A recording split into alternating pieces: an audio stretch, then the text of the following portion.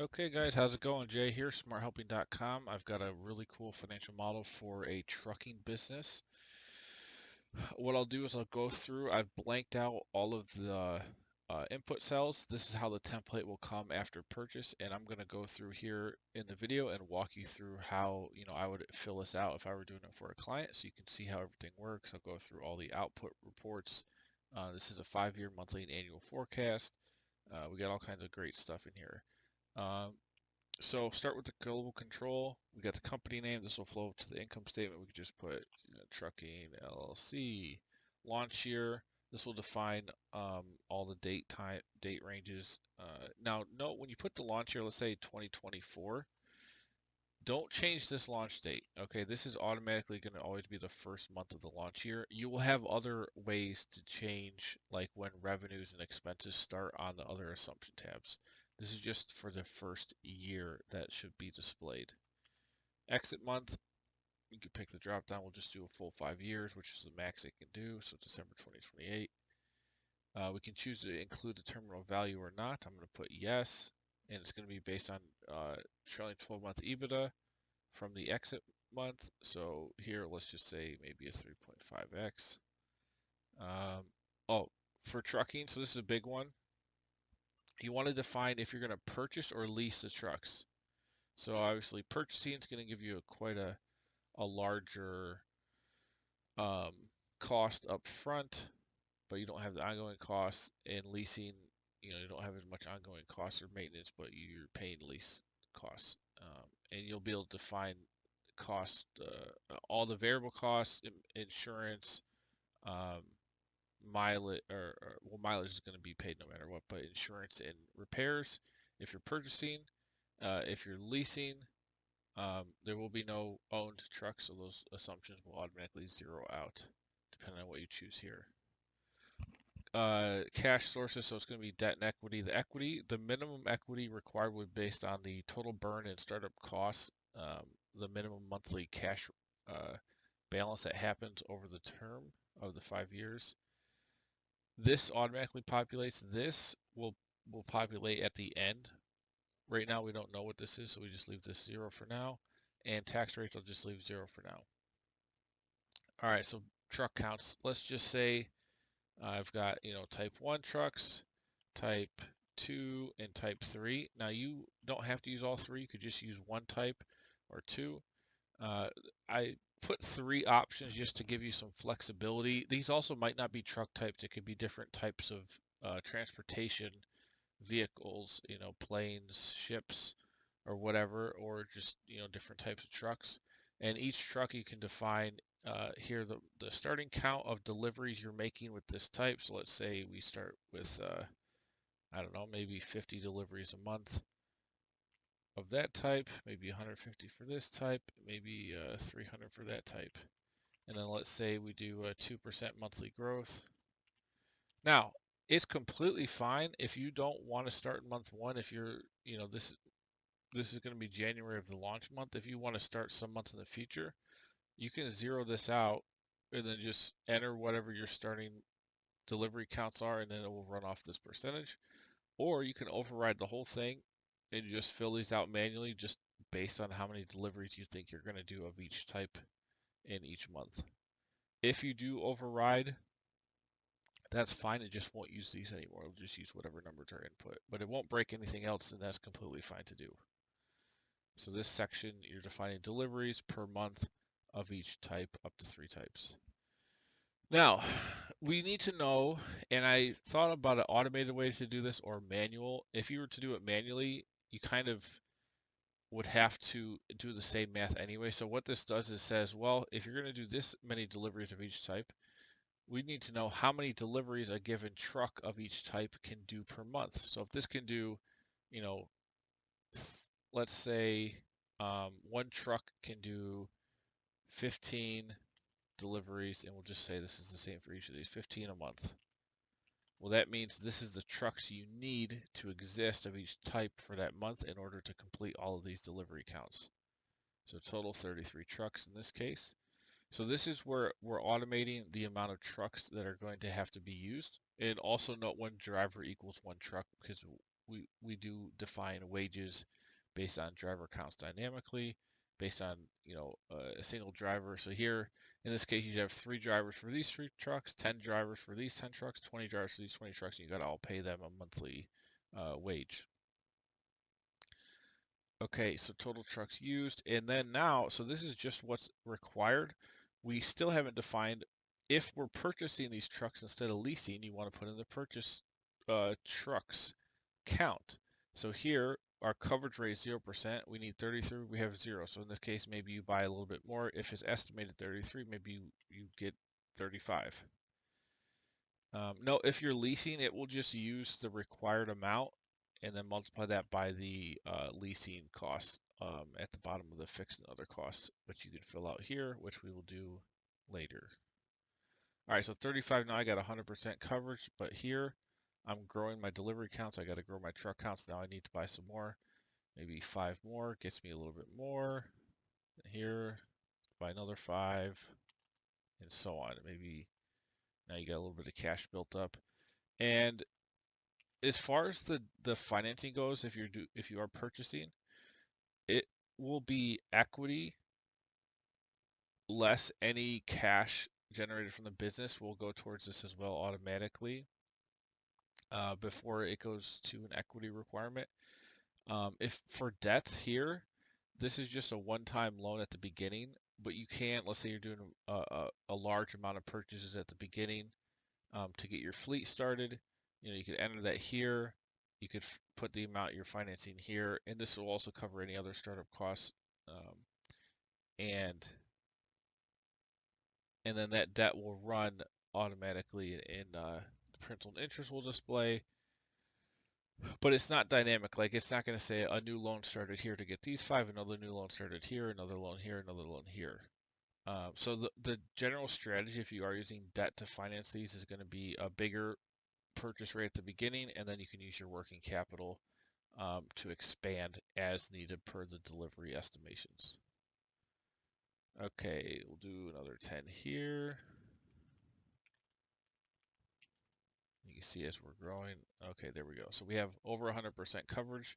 That means we at least have enough trucks to cover all our estimated deliveries and a little bit extra. I've got some visualizations that also show these two compared. We also need to know how much purchase, what's the purchase price per truck. Let's say, on average, it's 175,000.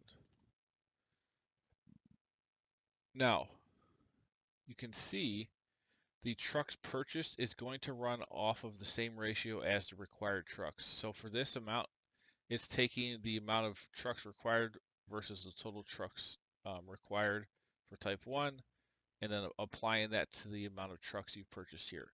So this is a total purchase amount and average price per purchase, but this is the actual count of trucks purchased by type. So you have the granularity there, and you also have the total owned by type.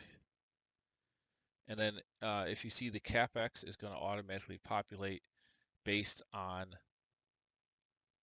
column O of that truck count right here. So what you'll do is you'll do the average purchase price here. If you're doing multiple types of trucks, you're just going to want to do a weighted average. So this amount times this amount should always be whatever you paid for the total fleet, whatever that might be. So if 3 of these were type 1, 10 were type 2, and 20 were type 3, and the total cost was $6 million, you can divide. You'd have that number based on what you expect it to be on the quotes for whoever's selling you the trucks. Divided by this amount gives you what you should put in here to get the correct amount. So this is just your weighted average cost per truck to purchase. Okay, so that drives your revenues, your truck purchases. For revenue assumptions, we have deliveries expected per month here, and then we have the amount you're charging per delivery. So let's say, these you're doing maybe 8,000, and these are a little bit less. Maybe these are a little bit less as well. And you can adjust that over the 5 years. I'll just put the same for each year. And this will just multiply this amount, 8,075 or 600, by type 1, 2, or 3 delivery counts, which are defined here. So that's how that flows.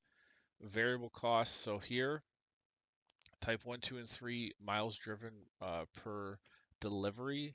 So are your deliveries on average 50 miles? Maybe these are 100. Maybe these are 500.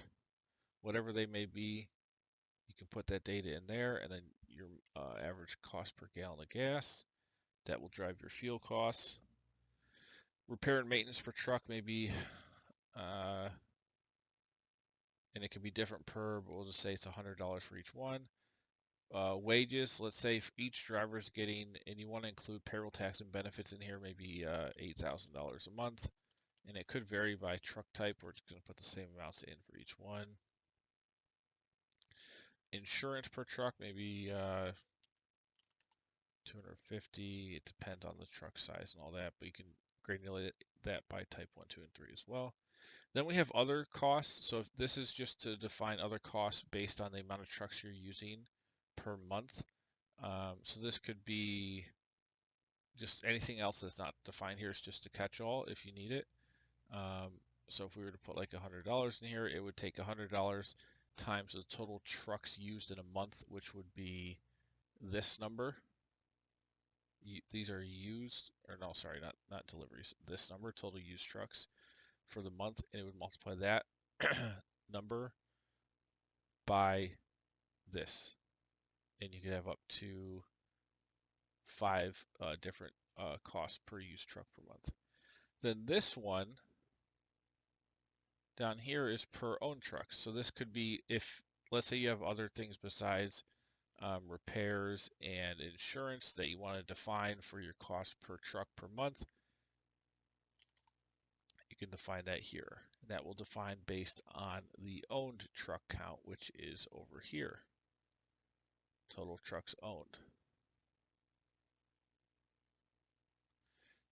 Okay, and note we do need to know the owned trucks by type so we can,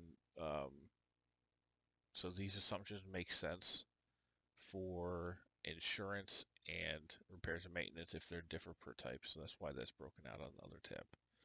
Then we also have other costs per delivery. So we know we've got, you have to pay the drivers a monthly amount. We've got mileage based on the miles per delivery. And then if you have any other costs that happen, like let's say tolls, license, anything else that you want to define on a per delivery basis, you can put here. Let's say maybe this is actually this, okay. So maybe that's the cost for each type there. All right, so there's your variable cost. Fixed cost, this is just simply things, you'll pick the start month and you'll put the amount. Let's say your manager's making $6,500 a year. You have another manager that's starting in January for 65. Let's say you've got other utilities. Maybe the warehouse has some utilities if you own a warehouse, or if you're renting it even. Utilities, insurance.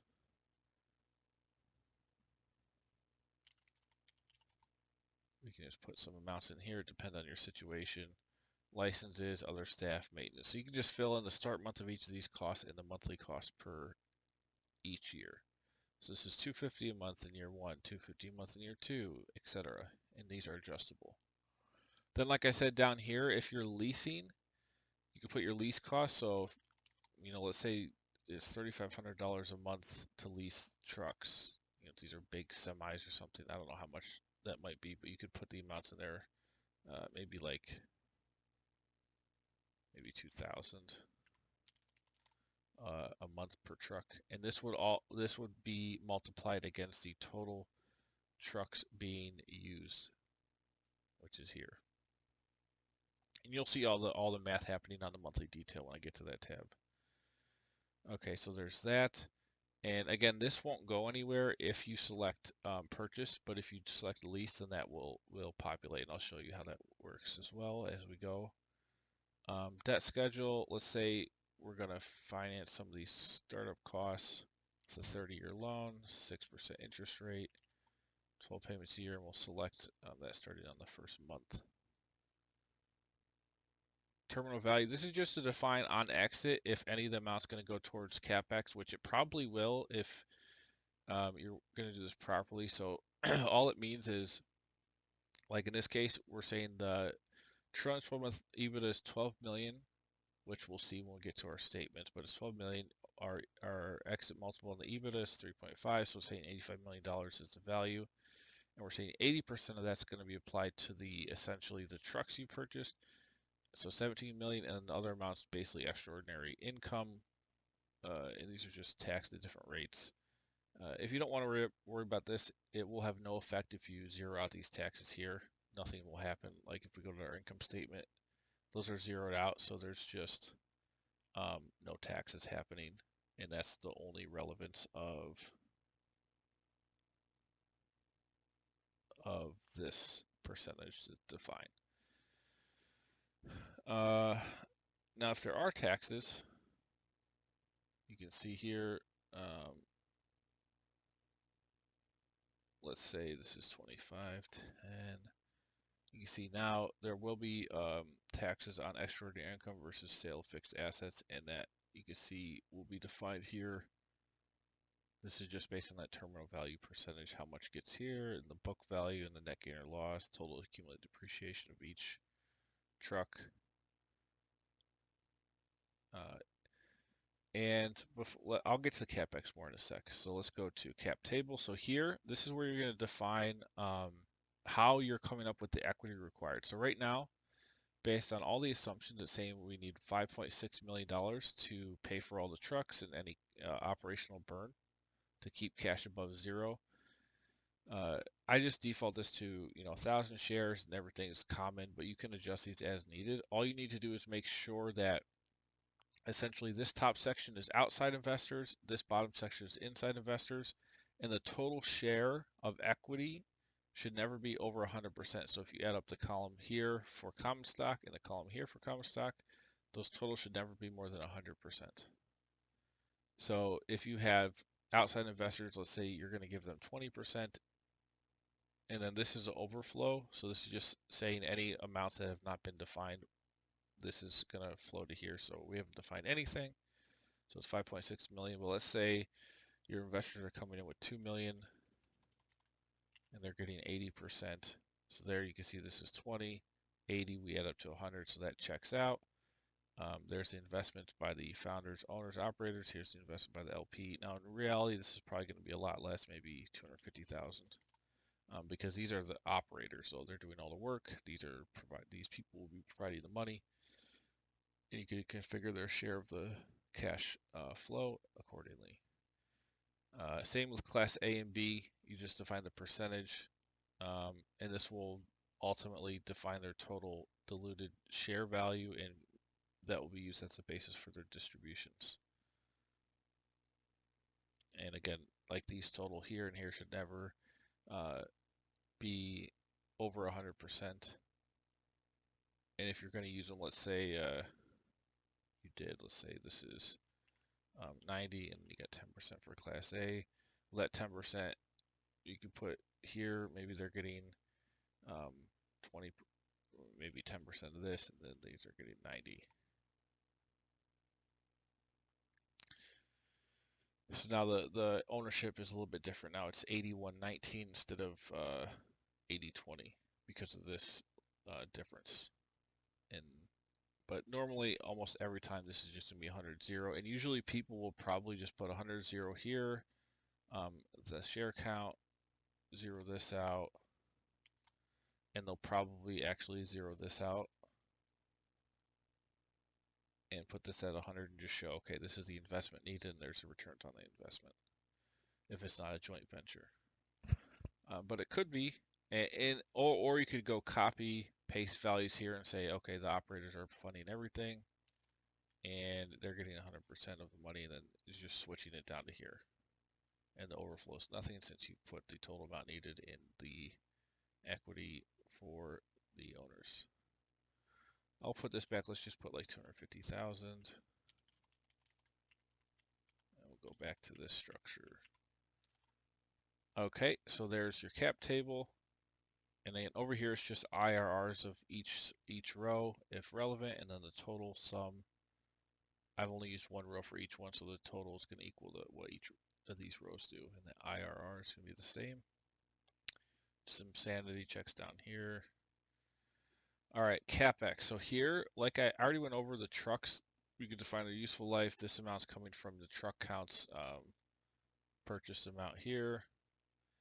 And then this is just going to define depreciation and also obviously initial cost requirements. And when those happen will be based on this date, which is automatically populating based on the month of each purchase. This against the month purchase here, which will be driven on obviously expected or your inputted trucks purchased and the cost. So there's that part. Now the top part's different. The top part you can define manually the cost basis. So like if it's a warehouse, if you have other equipment, property, plant items that are depreciable that you want to spend on, you can manually put them in here. Let's say you have a warehouse, maybe 500,000 is purchased on January 24, and then maybe the value at the end, let's just say 550,000. And then again, you could do that for each of these. Put the cost, useful life, and then the month of expenditure you can select, and that will automatically update on all the summaries. Other startup costs here, like maybe you've got legal fees, R&D, just other costs not related to anything else that you've input.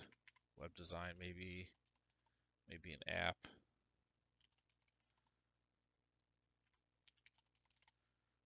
What have you. Okay, so now that you've filled out all the assumptions, we go back to global control. Let's say we're going to do a loan here of maybe a big loan. Maybe we'll finance a lot of this, 4 million. So what that does is you can see now the equity requirement's gone down a lot. Debt funding 4 million.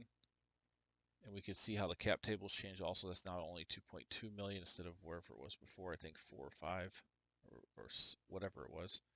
So that updates, the overflow is updated. And the IRR is also updated. You can see when this is 0, the project IRR is 126. Now when we added debt, you're up to 261. Obviously, having debt is going to be raising IRR usually because you are getting higher returns on the cash invested in the business compared to paying the debt down and the interest rate. So if this is 4 million, we can see on the balance sheet we're actually breaking even right at month 1, and then from then on we're making a profit. So if we look at our operating activities from the cash flow statement, revenues 1.7, operating expenses $1 million, interest and taxes, you're at 420,000 profit here. Here's your big CapEx spend. You're financing some of that, and the rest is coming from equity. We also got principal repayments. So here, from this point forward, you're actually having a cash surplus. So even though like in month 4 you have another CapEx, you had enough cash generated here from operations to cover that, so there's no additional equity required. And at the end of the period, if you are including the exit value, it will also assume you're repaying the debt. So you can see the debt repayment happens here. Based on any remaining principal, you get your final cash flow. Now, if you want to see even better, you can see the balance sheet. Here's our cash. We start at 0 because we've covered everything, and then we just were raising up this cash. Now, let's say we bought the trucks. Let's say for whatever reason you did 35 here, 35 here. So you got a whole bunch, and then you grew into the fleet a little bit, and eventually you buy a couple more down here. If that happens, you now see that initial equity required is going to come in here, which is a lot more. You still have some debt, but there's a cash balance. You work that down to 0, but it doesn't break 0 because that's what the model solves for, and now you're going back up in your operating activities. So that's how that works. If we go to our income statement in general, this will just have your delivery revenues, all your cost of goods sold, which is everything related to the truck. You be able to provide the trucking service, so fuel, repair, wages for drivers, insurance, and other costs per truck or other costs per delivery that we define on the variable cost tab. Gross profit, operating costs, startup costs. I put truck leasing costs as a separate item. I thought that was important to call out here, so I did. And again, if you are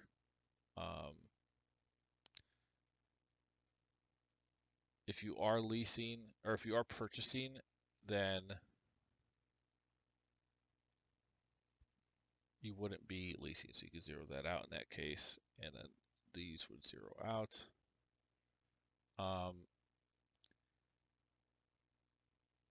If you do put lease here, let's first, we can see now we don't need that much debt.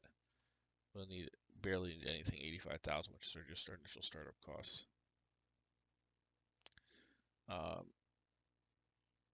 Let's go back to this. So here, okay, we zeroed that out. You got EBITDA, interest, all your depreciation, taxable income, and net income. Income statement, annual, same deal, but on an annual basis.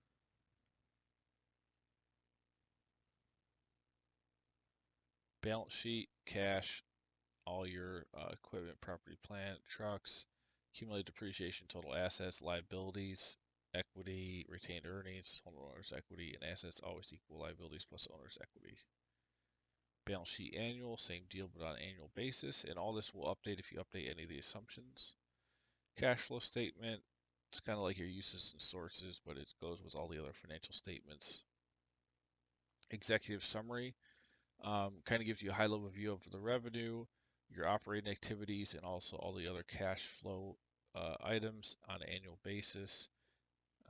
It's a little bit like the cash flow statement, but it's got a little bit more detail on the operations side. We've got a visual here. I also put the project IRR, equity required, cash returned, equity multiple, project ROI, and also for the investor and owner views if there is a joint venture. Here's the discounted cash flow analysis. So you got your initial costs happening here, any positive distributions here. You can put in discounted cash flow at maybe 10%. Now, if the discount rate is higher or lower than the IRR, you'll have a positive net present value. You get your investor cash flows, the present value of those cash flows. Owner cash flows, the present value of theirs, net present value, and then a visual showing that. Visuals, I really like these visuals. So I did cohorts of rows that are of the same thing. So you got annual revenue happening here. Now,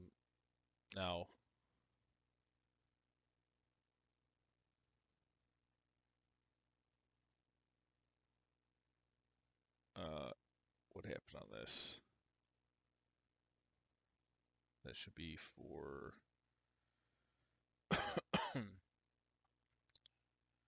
all years. Why are we not showing? Oh, there it goes. Just had to update, or the Excel was just lagging. Okay, so there's our annual revenue. We got annual revenue by type. We got annual revenue by type stacked. We've got EBITDA. And then also I put in some KPIs for the trucking business, like average EBITDA per delivery, average EBITDA per owned truck per year. So this is how much EBITDA a given truck is producing. Annual cash flow, annual cash flow per delivery pre-tax, and average annual cash flow per owned truck pre-tax. So here I zeroed out taxes and exit value, so you get a nice a number that makes sense here. Also, annual gross profit margin and percentage, or annual gross profit and profit margin per year. And this is actually a really important one, the average gross profit per delivery. So this is essentially taking all your variable costs for the delivery against the revenue you're making per delivery and telling you, what that number is. So I think that is super important here, average gross profit per delivery, and then the average annual gross profit per owned truck. So how much are your trucks producing in gross profit each year? Some more stuff. So cumulative cash flow by month. You can see when you're breaking even on the equity requirement. Required trucks versus available. So here, my total trucks available is based on the ones I've purchased, and this is based on the required. So obviously we got a big gap here. This is a little bit of a waste. You probably want you want your total trucks available to be a little bit closer to this, so you're not spending money you don't need based on your demand estimations. But it's a good visual to have. You can see the demand coverage here is way high, and then eventually we go down close to 100%. If it's below 100%, that means your demand is too high for the amount of trucks you have, and we already explained that elsewhere. Monthly deliveries, annual deliveries by type, and then balance sheet summary. You got debt and assets and liabilities over time. So I really like how those turned out. The monthly detail, this is where everything's actually happening and all the assumptions flow. So you've got your required trucks, purchased trucks, available trucks, delivery counts by type, delivery revenue, all your cost of sales, so mileage, fuel costs, repairs, wages, insurance, other costs for deliveries, other costs per used truck, other costs per owned truck, total cost of sales, gross profit, lease costs, contribution margin, other operating expenses, EBITDA, debt proceeds, debt payments, debt service, CapEx, proceeds from sale of business, taxes, other startup costs, cash flow, and then here's all the KPIs. And then we've got annual detail that does the same thing, but on an annual basis. And that's the whole model. I think it's a really complete model. Have fun. I believe this is one of the best trucking financial models you could possibly use. Again, when you purchase it, everything I just filled out will be blank, and you can go through and again follow along with me to understand all the assumptions and how they work. Yeah, I think that's about it. All right, guys, subscribe, like the video, and again, the purchase link to purchase this will be in the link below. On this one, I'm just charging a one-time fee of $45, and you can get this. Alrighty, take it easy.